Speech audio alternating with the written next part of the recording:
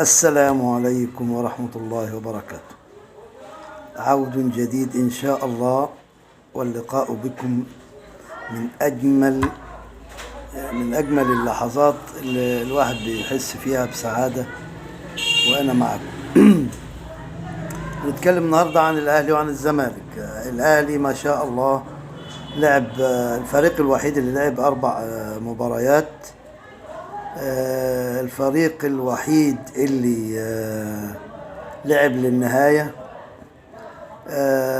الفريق الوحيد اللي فاز مباريتين وتهزم مباريتين.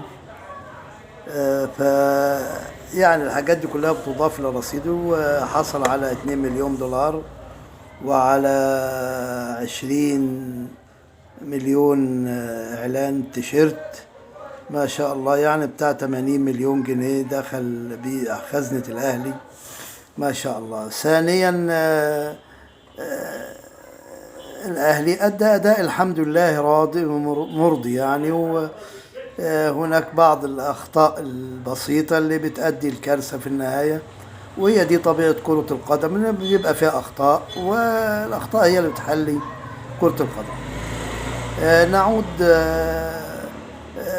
إن شاء الله للزمالك. الزمالك صحيح أغلبية الجماهير المحترمة بتقول إن الزمالك بيتخرب، صحيح بيتخرب، والقائمين عليه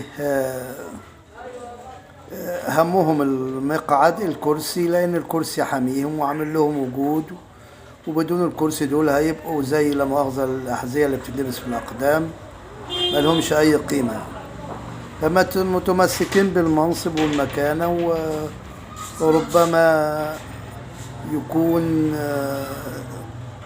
ده الأمر ده يؤدي إلى خراب نادي الزمالك، يا تلحقوا الزمالك يا ما تلحقوهوش، والله ولي التوفيق. والسلام عليكم ورحمة الله وبركاته.